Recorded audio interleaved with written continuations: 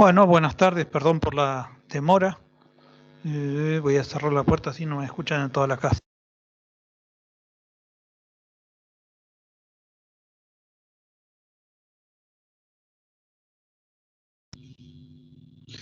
Bien, tuve un pequeño problema que le hice un cortocircuito a mi notebook justo a la hora de empezar a abrir Teams y tuve que esperar a que arrancara de vuelta. Encima quise conectar con otra computadora y no andaba. Pero eso son explicaciones, no excusas. Tendría que haberlo tenido previsto desde antes. Gracias por la paciencia y vamos a, si no hay ninguna pregunta de clases anteriores, vamos directo al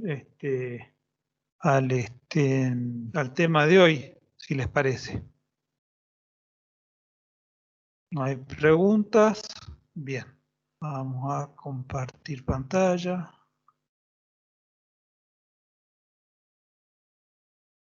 Ahí está. Neurofisiología bucal. Hasta ahora estábamos viendo todo en forma general y a partir de este momento vamos a empezar a verlo. A ver, ¿está compartido ahí? No compartí nada. Ahí. Bien, ahora sí.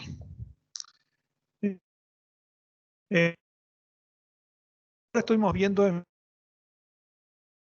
forma general la neurofisiología. Hoy vamos a verla más en la parte odontológica. Arturo Mann fue un profesor, no sé en qué área, pero escribió un libro de odontología muy interesante, no muy grande el libro. Es chileno, él trabajó en la Universidad de Chile, no sé si entre los que están en la clase hay algún chileno, pero bueno, escribió un buen libro que tiene mucho de fisiología bucal y que puede ayudarnos en esto. Si alguno lo quiere, me escribe y yo se lo envío, especialmente si tienen Telegram, es más fácil de enviar este tipo de archivos, porque es bastante grande. Escribió lo siguiente: la cavidad oral constituye como puerta de entrada al tracto digestivo una de las regiones del organismo humano más ricamente inervadas y con mayor representación y diversificación de receptores. Está ampliamente descrita la gran variedad de sensaciones que pueden hacer nacer de ella, desde el gusto, uno de los más placenteros, hasta el dolor dentario, uno de los más desagradables. Sensaciones tanto muy agradables como muy desagradables y por supuesto intermedias. Esa sensación oral, que representa una gran fuente de información sensorial, ejerce una importante influencia funcional en cualquier etapa de la vida. Me gustó este párrafo como para empezar la clase de hoy. Desde los bebés cuando nacen para alimentarse hasta las personas adultas, las personas jóvenes. Las sensaciones que percibimos con la boca son de muy variado tipo. ¿Sí? Esa riqueza de sensibilidad oral está a cargo de gran representación y diversificación de receptores. La clase pasada vimos cómo ese homúnculo que representa la parte motora y la parte sensitiva era mucho más grande en cara y más grande todavía en la boca. Junto con las vías de conducción. Los receptores son estructuras especializadas en diferentes zonas y de acuerdo a lo que necesite el organismo percibir va a tener estructuras más o menos especializadas. Por ejemplo, tenemos el gusto en la boca a través de las papilas gustativas. También tenemos el tacto, tenemos las sensaciones de dolor, ¿sí? Y hace falta que esos receptores tengan capacidad de transformar el cambio energético del ambiente en un cambio, un mensaje nervioso que pueda ser leído por el organismo. El doctor Fox escribió: dado que los potenciales de acción son eventos de todo o nada, un estímulo más fuerte no puede producir un potencial de acción de mayor amplitud. ¿Sí? Si nosotros tenemos que ¿Se despolariza o no se despolariza? Eso es lo que pasa en la neurona. Pero si tenemos un estímulo más fuerte, ¿cómo se traduce? ¿Cómo sé yo que hace más calor o menos calor? ¿Más frío o menos frío? Entonces, no es por la amplitud de la onda, porque la onda siempre va a ser fija, despolarizado o polarizado, sino que tiene que ver con lo que se llama frecuencia modulada. Si hay mucha intensidad, va a haber mayor cantidad de frecuencia de descargas de esa sensación o de ese receptor que está transmitiendo algo. Cuando un conjunto entero de axones de un nervio es estimulado, diferentes axones se estimulan a diferentes intensidades, tienen diferente umbral. Y eso permite que si es estimulado uno de bajo umbral, nosotros tengamos una sensación, pero si son estimulados más y de umbral más alto, vamos a percibir el estímulo como más fuerte, ¿sí? A medida que la intensidad de estimulación aumenta, cada vez más axones quedarán activados, ¿sí? Eso se llama reclutamiento y representa otro mecanismo mediante el cual podemos ver la diferencia de fuerza en el estímulo. Si hay axones más de mayor umbral que son estimulados, nosotros entendemos que es mayor la sensación que estamos percibiendo, ¿sí?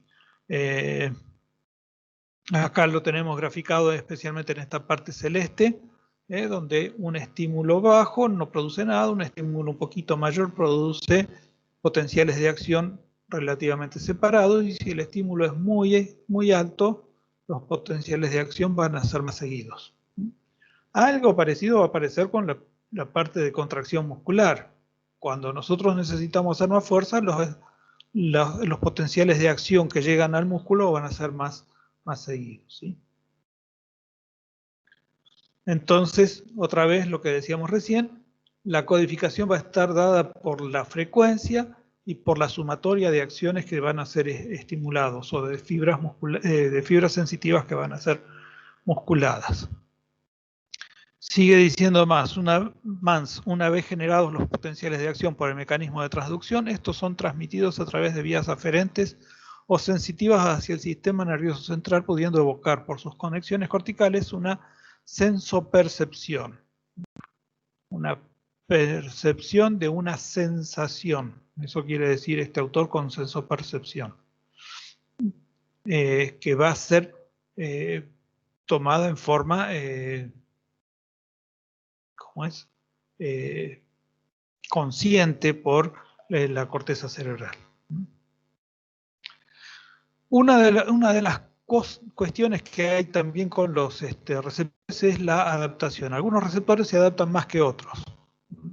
Por ejemplo, el gusto, después de unos segundos, perdón, el gusto no, el olfato, después de unos segundos disminuye. El gusto en cambio no se adapta tan fácilmente.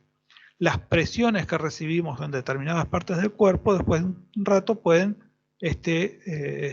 disminuir sus efectos, ¿sí? Y eso se puede deber, por ejemplo, a cambios viscoelásticos de las estructuras que rodean a los receptores.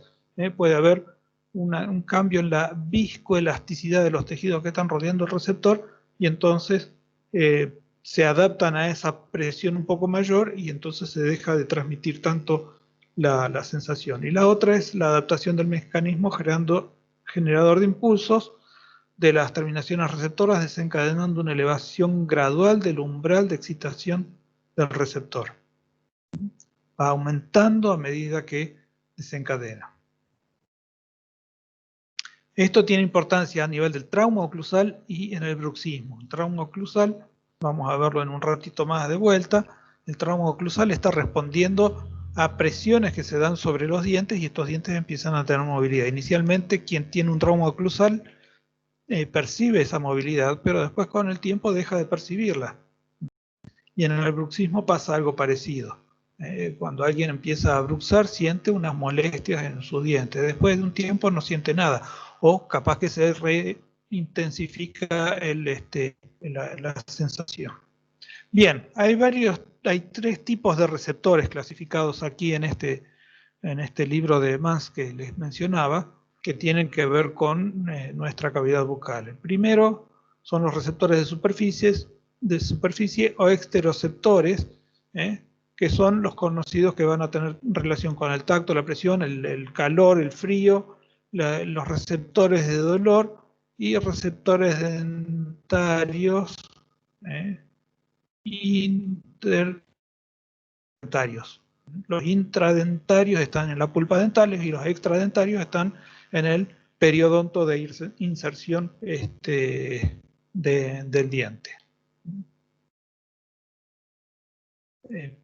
Todos esos receptores van a darle una información de qué es lo que está sucediendo hacia afuera, especialmente de la cavidad, de los tejidos bucales. Hacia afuera de los tejidos bucales puede ser dentro de la boca. Si metemos un alimento muy caliente o muy frío, nuestra boca lo va. Y no quiere decir que está dentro de nuestros tejidos, simplemente que está dentro de nuestra boca.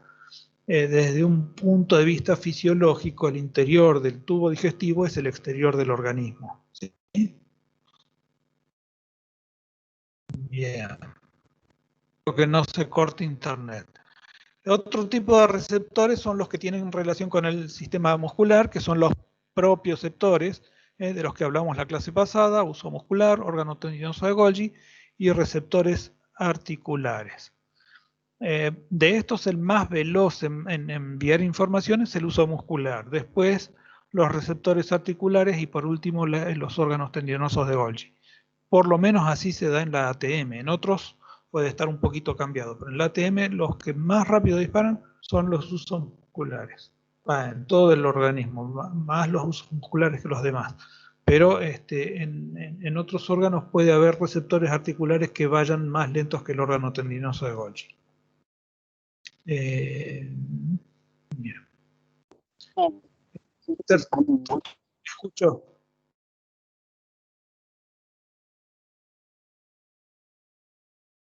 O se cortó o se asustó. Me quedé con la mitad de profe y nada más. Bien. Se cortó, profe, no escuché nada de lo que dijo. Bien, ¿cuál era la pregunta? ¿Que no escucharon nada desde dónde?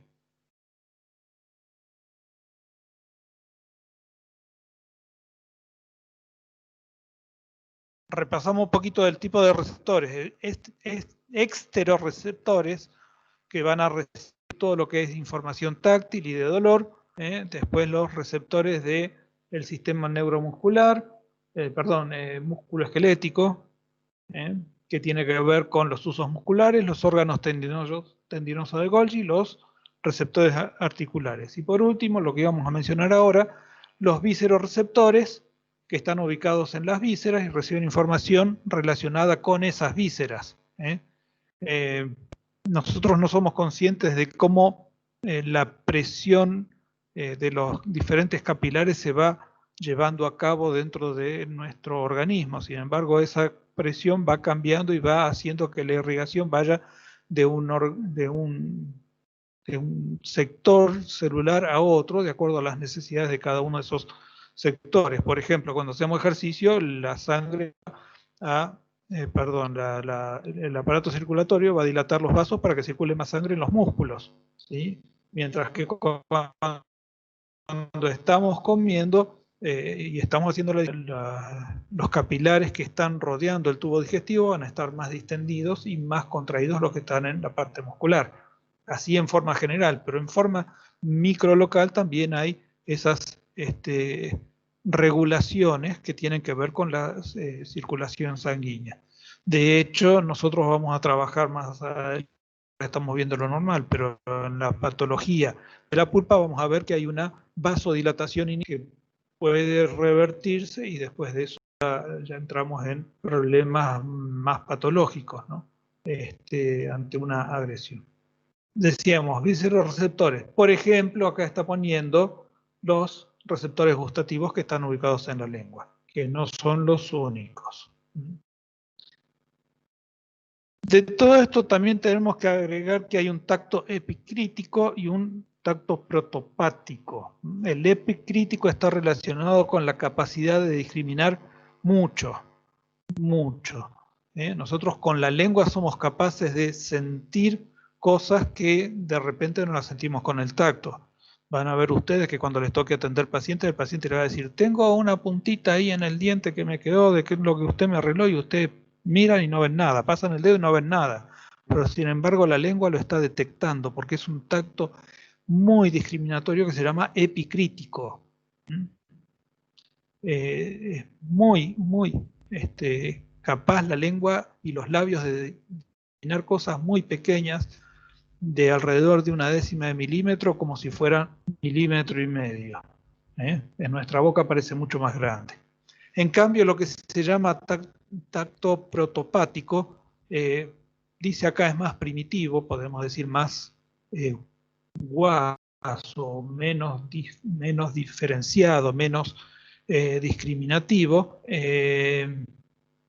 Es un tipo, dice, de percepción táctil de baja capacidad, acompañando de algún tipo de experiencia emocional,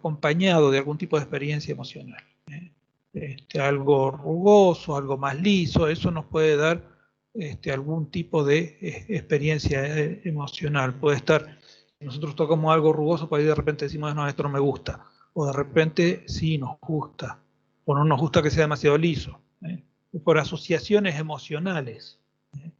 Y yo les voy a mencionar, por ejemplo, ustedes dicen algo liso, y yo les digo, liso como una babosa, como un caracol, y entonces por ahí de repente no es tan agradable esa asociación dentro de la boca.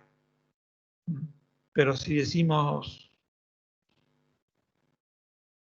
liso, la manzana, como la cáscara de la manzana, es una asociación más agradable. Por eso tiene que ver con algo emocional.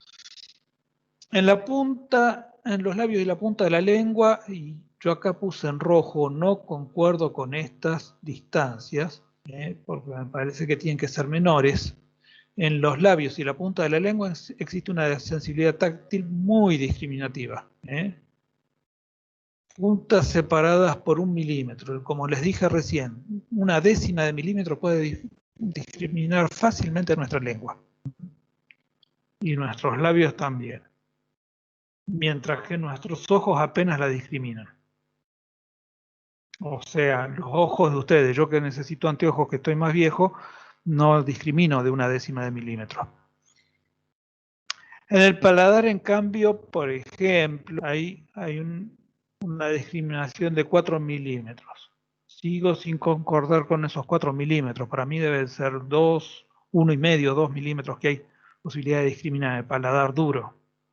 En el paladar blando puede ser más, puede ser menos, depende de qué estamos discriminando. Y en la mejilla de 20 milímetros. 20 milímetros son 2 centímetros. Si ustedes miden 2 centímetros en su mejilla, el ancho del dedo gordo un poquito menos, yo creo que pueden discriminar mucho más que eso. De hecho, si ustedes, no sé si alcanzan a ver, tengo acá un granito que me está molestando. ¿Y cuánto mide ese granito? 2 milímetros.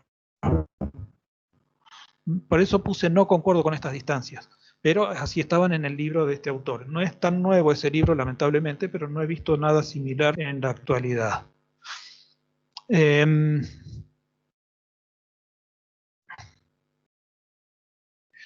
Todos estos estímulos van a desencadenar diferentes reflejos, ¿sí? Reflejo salival, por ejemplo, un estímulo táctil dentro de la boca va a hacer que la salivación aumente.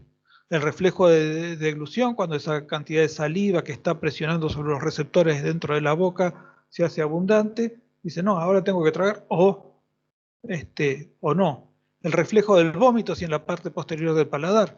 El reflejo de succión del lactante, que necesita alimentarse y apenas recién nacido ya empieza a succionar lo que tenga posibilidad de succionar para poder alimentarse. Y reflejos mandibulares durante la masticación o no.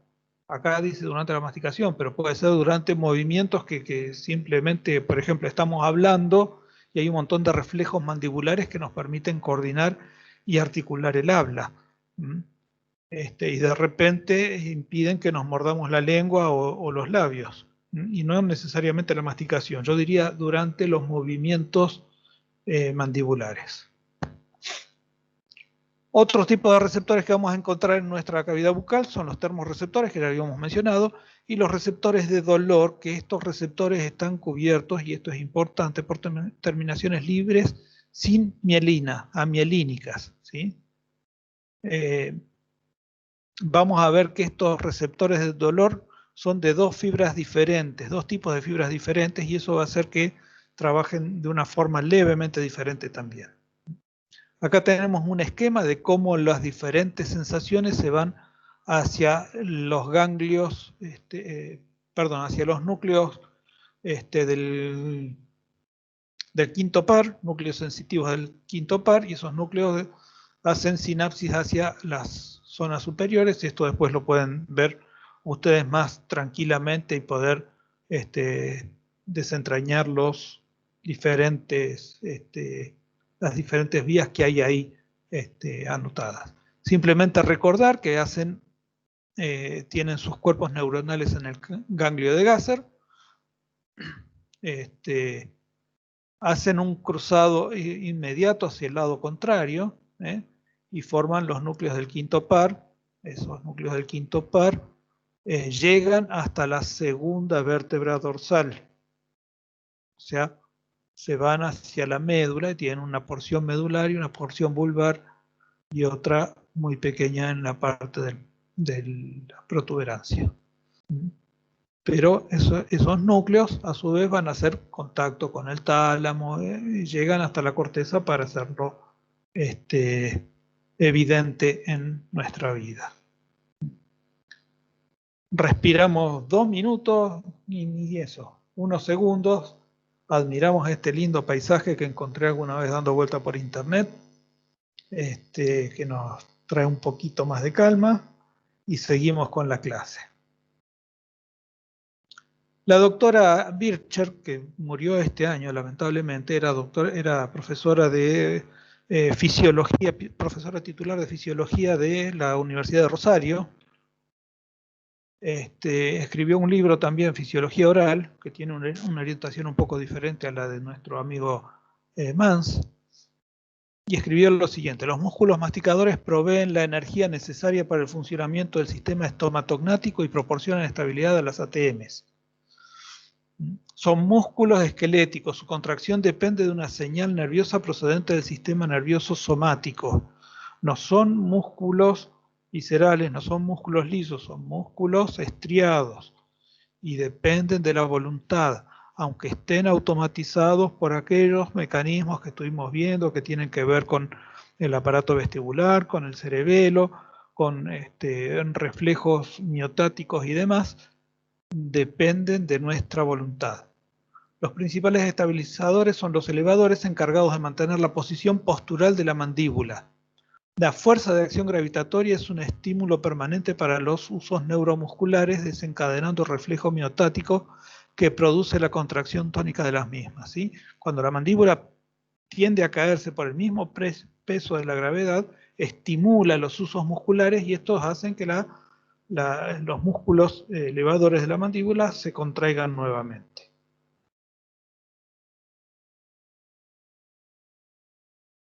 Entonces tenemos que ver los músculos masticadores también los tienen, son el reflejo miotático dado por el uso muscular, las respuestas reflejas a receptores articulares y ligamentosos más rápidos que el órgano tendinoso, que también está dentro de esas respuestas, y respuestas reflejas al dolor periodontal, que van a traer como consecuencia una contracción de depresores y de pterigoideos externos. Ustedes los tienen con otra denominación, pero no recuerdo ahora, medial y no recuerdo la otra. Bien. Del uso muscular va a llegar al núcleo mesencefálico del quinto par, y ese núcleo mesencefálico va a descargar en el núcleo motor del quinto par. Fíjense que acá no está pasando por el ganglio de Gasser, ¿sí? Va a descargar el núcleo motor del quinto par que va a contraer las fibras extrafusales de ese músculo.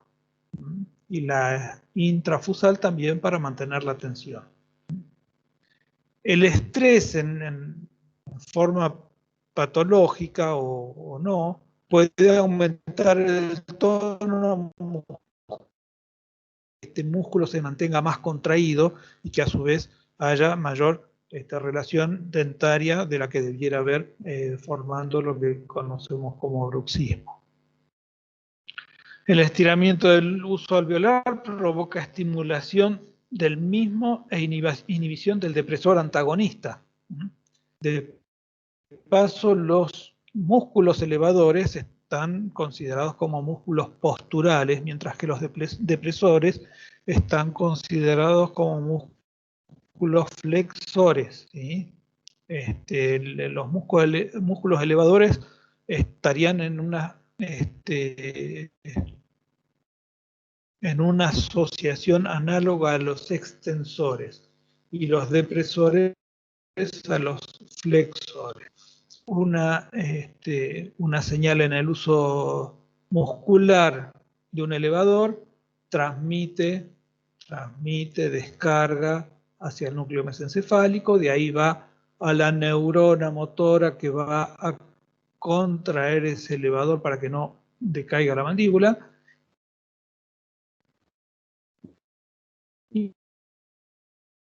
Y para que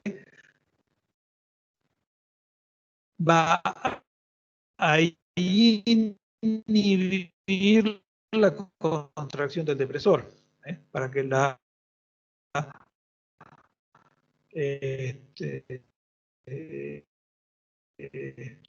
acción sea pareja. Tienen un sinergismo entre sí, especialmente pterigoideo interno, Profe, disculpe, se temporal cortó un poquito. Después de que dijo desinhibir la acción del depresor, creo, ¿puede repetirlo? Porque no lo escuché. Estábamos en la anterior, en esta. Cuando se estimula el elevador, se inhibe la parte del depresor, a través de una interneurona que va a inhibir la motoneurona del depresor. ¿Sí? De esa forma van a trabajar en forma conjunta tanto elevadores como depresores. Y por otro lado, acá hablábamos del sinergismo. Cuando se estimula al macetero a través del uso muscular, se estimula también el temporal y se va a estimular también el pterigoideo interno.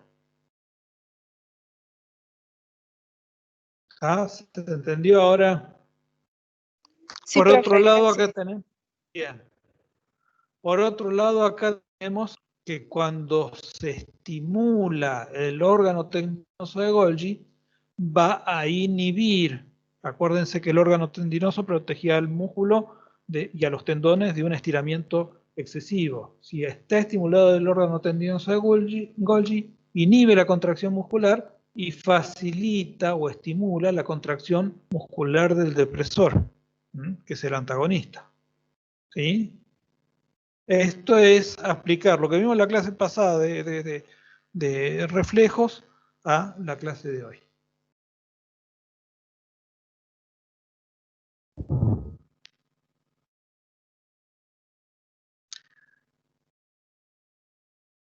Una característica,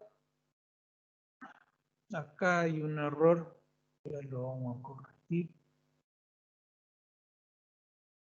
Tipo 1 y 2, ahí está. Una característica de los propioceptores tipo 1 y 2, los que están alojados en la articulación, en las superficies articulares, es que son más sensibles y responden a mayor frecuencia de descarga cuando el cóndilo se halla en una angulación determinada. ¿Qué quiere decir esto? Que a determinada angulación va a responder un propioceptor articular, a otra angulación va a responder otro, o sea, son varios receptores receptores, no es uno solo en cada articulación, sino son varios, y cada uno responde a una angulación determinada. Eso lo estudió un señor llamado Kawamura, obviamente que es japonés por el apellido, y encontraron que esto sucedía, lo podían ver en una articulación aislada y relacionada únicamente con su núcleo motor del quinto par, ¿sí? Y observaron que un movimiento condilar en el sentido de apertura, los receptores articulares generaban impulsos que determinaban un efecto inhibitorio en las motoneuronas que inervan los músculos depresores mandibulares y un efecto excitatorio en las motoneuronas de músculos elevadores mandibulares.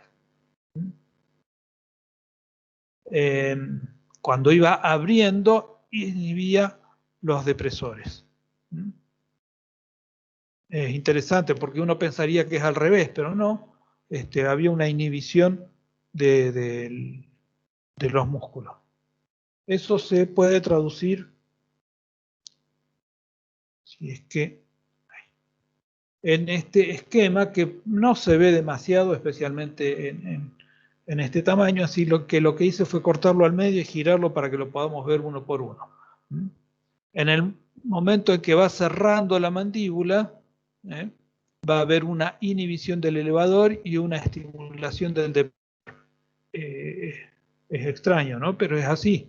Y en el momento de apertura hay una estimulación del elevador y una depresión o una inhibición del depresor. ¿Sí? Esto es experimental. No se pudo observar directamente en la boca, sino en articulaciones aisladas y solo con registros miográficos. Bien, ya nos queda poquito de este tema. Estos son los núcleos motores, desde la corteza motora, cómo van a trabajar sobre los músculos. Esto que está acá es un músculo elevador, ¿sí? Esta es la neurona motora final común, la que iba a inervar a esas fibras motoras, ¿sí? Y entonces, como habíamos visto antes, tenemos una vía piramidal y una vía extrapiramidal. Y acá van haciendo, la vía piramidal va directo a la motoneurona final común y las extrapiramidales van a ir haciendo sinapsis en diferentes núcleos que van a finalmente desembocar en esa neurona motora final común. Tiene que ver con el núcleo vestibular, con el núcleo rojo, con la formación reticular, con las aferencias cerebelosas. Todo eso va a ayudar a regular el movimiento de las mandíbulas. Ahora, ¿qué pasa? Cuando nosotros tenemos un alimento entre medio de los dientes, esa sensación se va a transmitir al periodonto. Y entonces cuando llega a determinada presión en el periodonto, va a ir al núcleo mesencefálico, de ahí va a estimular el depresor para que no siga contrayendo, y a su vez va a inhibir el elevador. Este es un esquema básico. No es muy complicado, pero me parece que es necesario conocerlo a fondo. Acá tenemos algo parecido a lo que veíamos recién, solo que acá está tomando en cuenta el reflejo de cierre. Cómo se forma, y el que sigue, si no recuerdo mal, era el reflejo de apertura, al revés, ¿sí? Ahí yo les dejo esto para que ustedes lo miren, vean para dónde van las diferentes flechas, qué es cada una de las cosas que está ahí, porque lamentablemente no podemos expandirlo más en la pantalla. Bien. Vamos a hablar directamente de neurofisiología bucal, lo que tiene que ver con la parte dentaria, no de la parte masticatoria exclusivamente, o bucales, sino la parte dentaria, Recordamos que nuestra parte dentaria está inervada principalmente por el trigémino, que va en los elevadores de la mandíbula, mientras que los depresores van a estar inervados por el espinal, el hipogloso, y se me va algún otro que tiene que estar por acá, el facial en parte.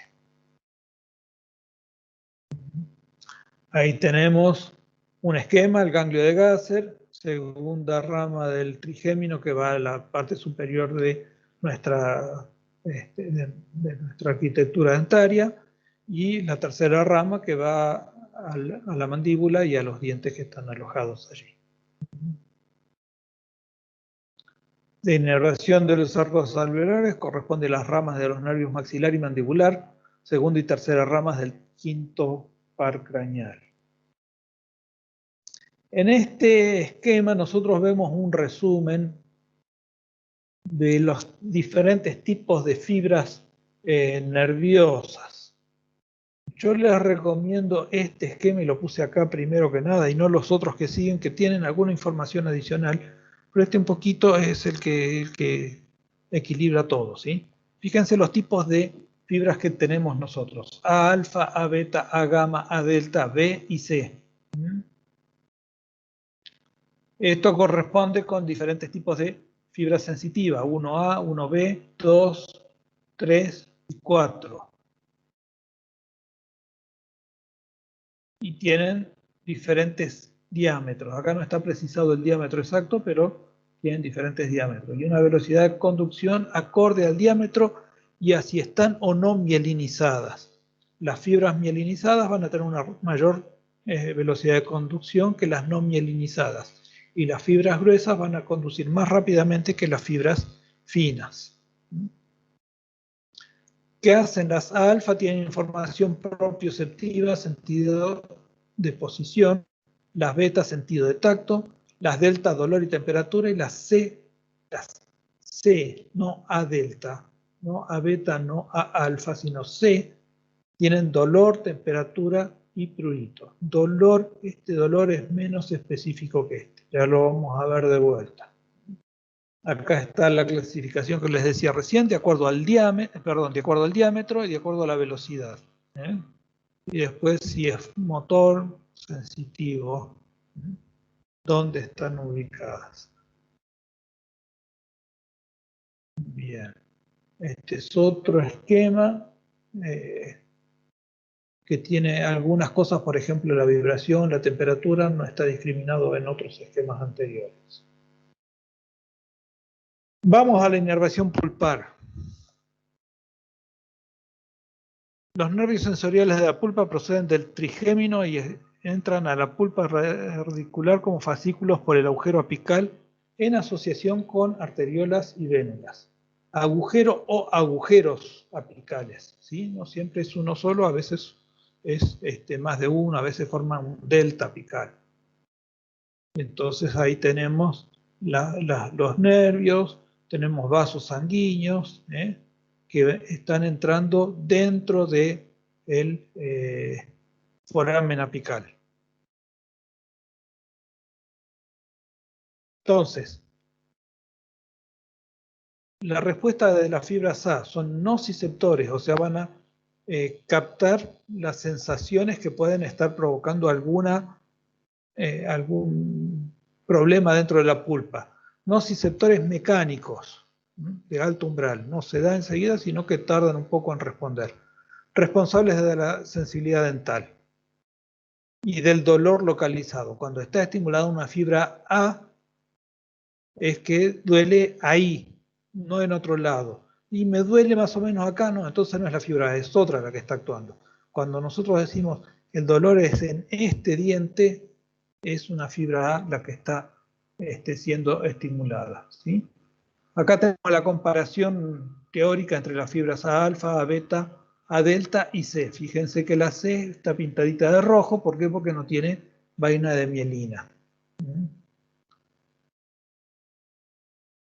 Las A beta inervan principalmente a la unión pulpodentina la capa de los odontoblastos, pero en la zona del cuerno pulpar, no en el resto de la pulpodentina, sino en la zona del cuerno pulpar. Son más sensibles a estimulación mecánica y depresión. Y son unas largas terminaciones que llegan hasta el odontoblasto. Hasta el odontoblasto.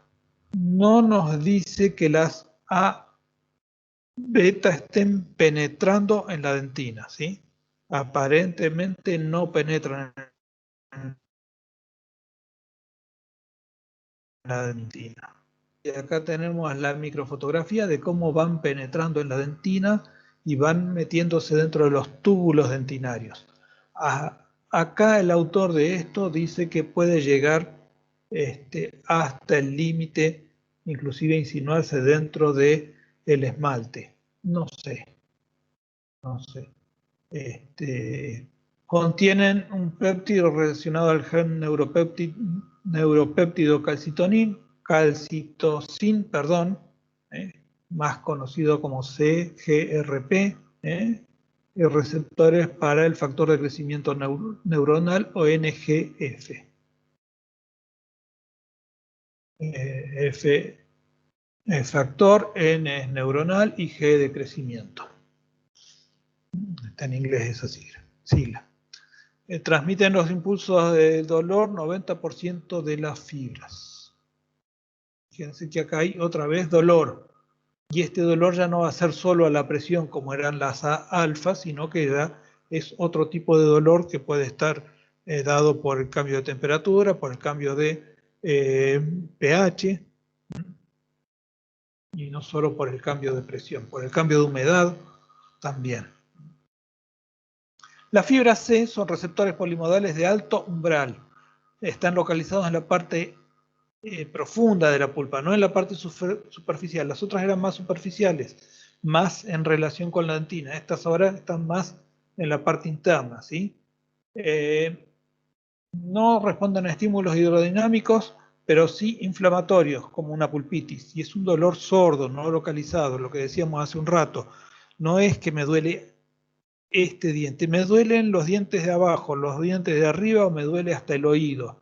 No es muy localizado el dolor, pero sí está allí. ¿Por qué no es localizado? Y en parte porque no tienen la aislación que tienen las anteriores, que es dada a través de la vaina de Schwann, y puede ser que la señal que viene a través de la fibra C se confunda con otras fibras C que no le dan demasiada precisión.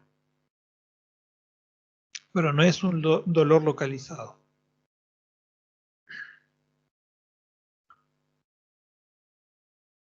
Muchas son reguladas de las fibras amielínicas por el factor de crecimiento neuronal. Otras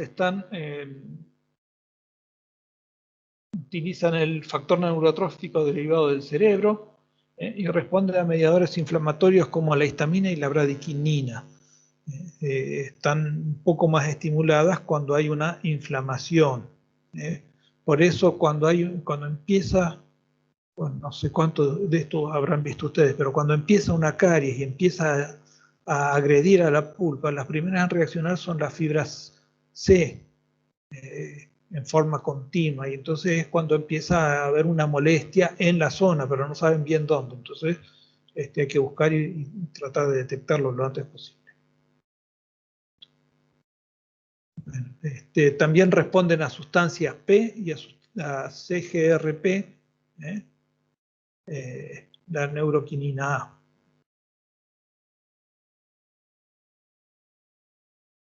Se activan con el daño pulpar.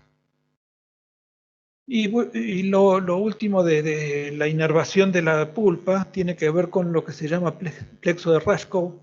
No sé si esto lo vieron en histología, pero el plexo de Raschkow está formado por terminaciones nerviosas de la fibra SA que van a entrelazarse unas con otras y son interrelaciones entre diferentes fibras que perdieron ya la capa de mielina. Salen de esa capa de mielina y se empiezan a contactar unas con otras.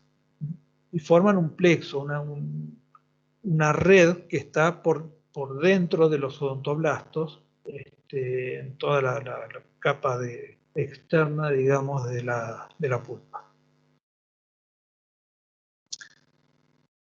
Las fibras A y C receptoras de nocicepción son las que nos interesan en este momento por recibir el dolor. Las deltas son superficiales, reciben estímulos mecánicos, y químicos y térmicos. Y las C conducen más lentamente, son menos diferenciadas y tienen que ver con el daño pulpar. Las deltas no siempre tienen que ver con el daño pulpar. Una forma en que pueden ser estimuladas las deltas, pero no son únicamente esas, es cuando, por ejemplo, estamos comiendo y de repente hay una piedra entre medio de la comida, o un poquito de arena. Entonces, cuando nosotros mordemos, sentimos que hay una presión en el diente diferente, y entonces puede estar estimulando las fibras delta, mientras que la C ya estamos hablando de daño pulpar. Las fibras motoras alfa son amielínicas, inervan vasos sanguíneos. ¿Hay fibras motoras que van dentro de la pulpa? Sí, que van a ir a inervar los vasos sanguíneos, que van a contraer o dilatar aquellos capilares, como decíamos hoy, que tienen mucho que ver con la respuesta al daño que pueda estar recibiendo una fibra determinada. Las fibras motoras beta van a provocar la vasodilatación, o sea, el efecto contrario de las alfa. Esto es neurofisiología del sistema autónomo.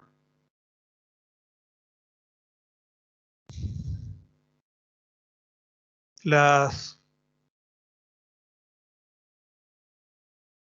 alteración del odontoblasto va a estar muy asociado con los cambios que pueda tener una fibra receptora del dolor, especialmente si es una fibra A delta. Bien. ¿Qué pasa con el dolor pulpar? Cuando aumenta el factor de liberación de corticotrofina, va a activar la ACTH, adenocorticotrofina, y la endorfina. ¿Sí? Estos son hormonas que están muy relacionadas con la suprarrenal. Y a su vez, la ACTH y la endorfina van a hacer que se inhiba el dolor, ¿sí? Especialmente a través de la endorfina. La endorfina es un neurotransmisor que se lo llamó endorfina porque se vio que tenía el mismo efecto que la morfina, pero que estaba producida por el organismo. Para adelantar un poquito, la morfina hace que se produzca menos endorfina, por lo tanto, cuando se saca la morfina, hay un síndrome de abstinencia porque no hay endorfina suficiente para cumplir las funciones normales que debiera cumplir. De ahí que el drogadicto quiere otra vez morfina porque no está teniendo su propia endorfina, que se atrofió el sistema de producción. El aumento del factor liberador aumenta el hipotálamo para liberar ACTH, se libera el torrente sanguíneo, la ACTH y la endorfina, y aumenta el cortisol, que va a actuar como un antiinflamatorio local. Este es el esquema del dolor pulpar y la inflamación pulpar también. Bueno.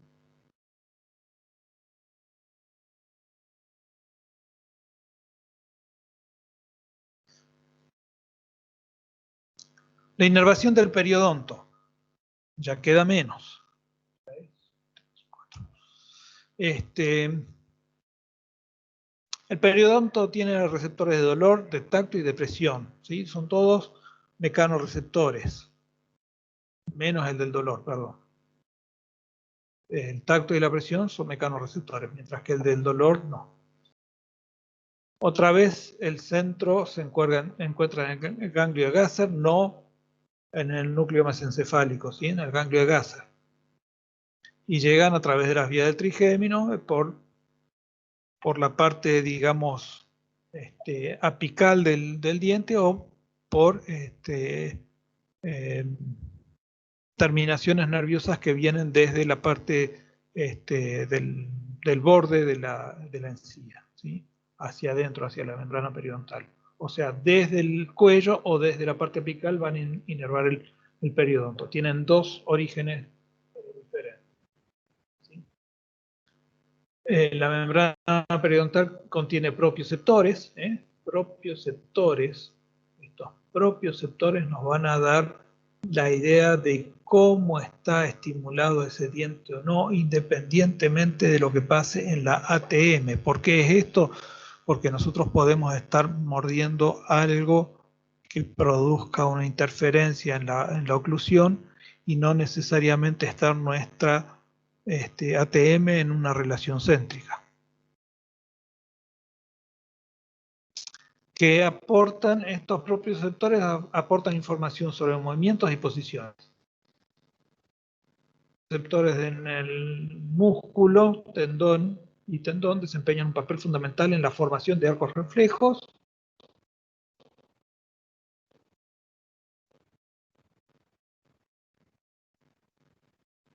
Influir en la masticación, en la fuerza, o que esté al descubierto esa pulpa.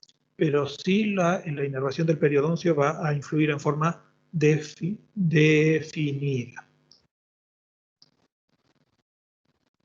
Ven, van al ganglio de Gasser. Hay una inervación desde la parte coronal hacia el ligamento, desde la parte exterior del hueso y desde la parte del hueso. La parte apical tiene mayor cantidad de terminaciones nerviosas, están inervadas que las otras zonas.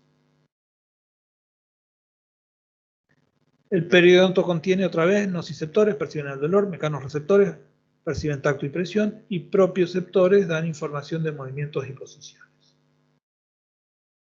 Acá tenemos otra vez un esquemita que hemos visto más arriba. En el periodonto, y esa descarga en el periodonto va a inhibir el elevador y estimular el depresor.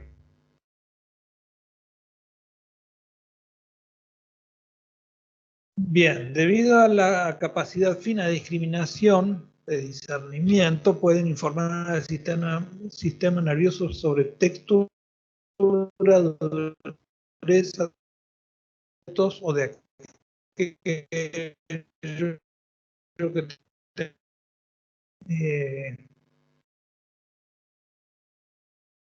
estoy pensando en estos momentos cómo las mujeres que cosen habitualmente, o los sastres también, tienen una habilidad especial para cortar el hilo y dejarlo listo para poner en la aguja, ¿no? Eso tiene que ver con esa capacidad fina de discernimiento que encontramos en los propios receptores y los receptores táctiles que hay en el periodonto. Inervan en el mecanismo de protección, intervienen en el mecanismo de protección dentaria, provocando el reflejo de apertura que veíamos recién en el esquema, al percibir un daño o la posibilidad de recibir un daño. Cuando sospechan que hay algo, apertura. De repente nosotros estamos comiendo y de repente hay un cambio de dureza, ya sea en más o en menos de lo que esperábamos, y automáticamente nuestra boca se abre. No es que lo pensamos, sino que se abre y después somos conscientes de eso. Igual que pasa con los reflejos del dolor. Interviene en la adaptación del disco del ATM.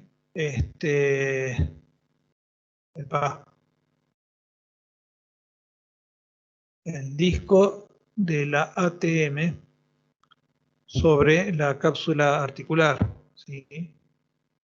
Perdón.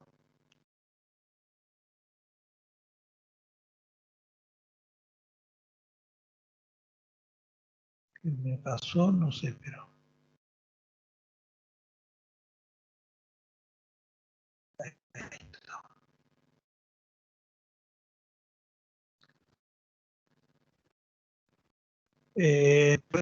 Tienen la capacidad de discernimiento fino, intervienen en mecanismos de protección dentaria, intervienen en el control de los movimientos, coordinando los grupos musculares derecho e izquierdo para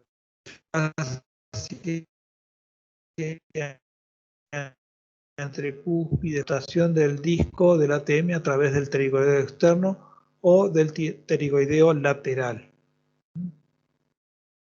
Ese era el otro nombre que no me salía, el lateral.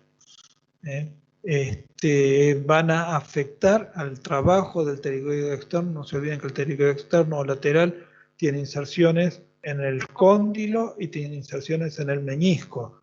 Y sobre eso van a estar influenciadas esas inserciones por los propios sectores del periodoncio de inserción. Bien, hasta aquí el tema de hoy. Espero que haya quedado claro. Espero que algún día puedan estar en un lugar así como el que estuve yo. Esto es en Madagascar. Nos tomamos un fin de semana para estar en esa cabañita frente al mar. Hace 20 años ya de esto. Esa nena que está en brazos de mi esposa hoy está en 5º año y espero que en un par de años esté recibida. Y la otra está viviendo en Rosario. Bien. Gente, no sé si hay pregunta, traté de hacerlo fácil por las cosas esenciales. Podríamos haber profundizado más todavía, pero se extendía más y no sé si es el objeto de esto. Repito, si alguno quiere el librito y tiene Telegram, porque no va a entrar por el tamaño del librito de Mans, que es muy interesante, y no va a entrar por el correo institucional. Si alguno lo quiere y tiene Telegram, me avisa y yo se lo mando por Telegram. Y si no, vemos de qué otra forma. Yo lo tengo digital, no es un libro nuevo, pero sí está muy detallado en cuanto a la información que nos interesa a nosotros como odontólogos, que en otros libros está, pero hay que andar rebuscando entre medio la información. Bien, ¿preguntas?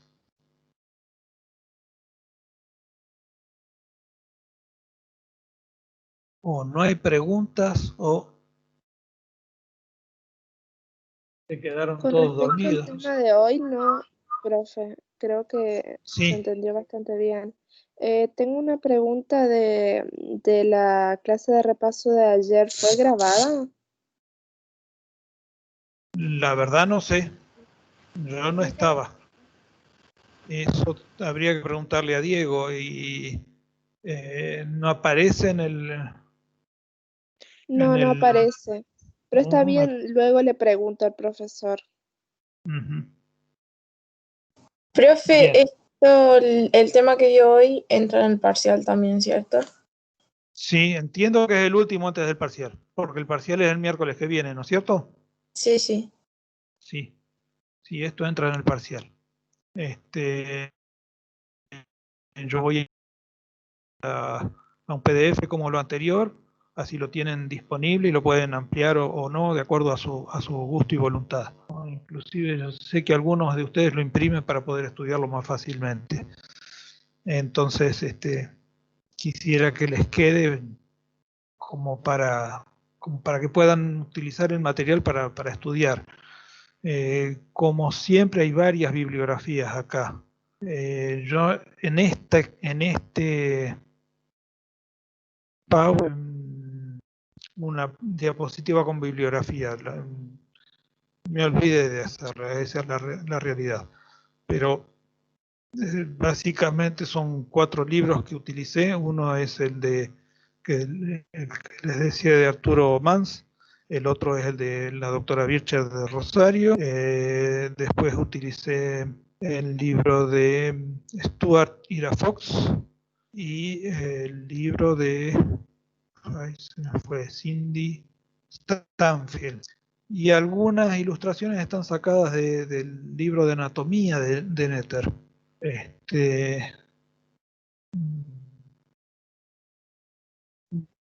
Básicamente son, pero no saqué gran cosa de Guyton, básicamente porque Guyton es un libro de fisiología general. Y algunas cosas saqué, a ver, Una saqué de una conferencia del año pasado de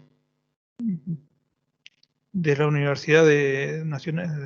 Universidad Autónoma de México, y otro saqué de un PowerPoint que encontré en internet hace unos 2 o 3 años atrás, que tiene que ver con lo que es neurotransmisores de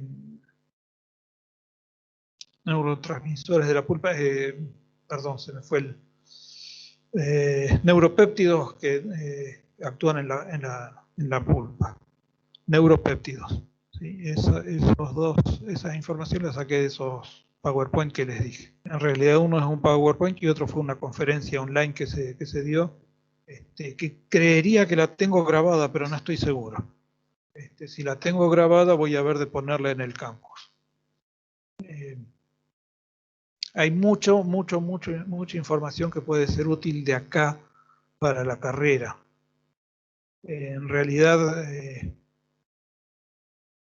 la parte de neurofisiología tiene que ver con todo lo que se dio anteriormente, y nosotros de repente hay cosas que las estamos tocando de costado, o sea, no estamos hablando mucho de los reflejos miotático inverso que se dan en la boca, porque ya los vimos en forma general y son similares a los otros.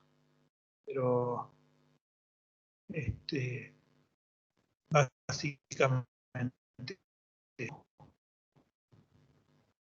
acá dicen que está grabada la reunión de ayer. Gracias por la información.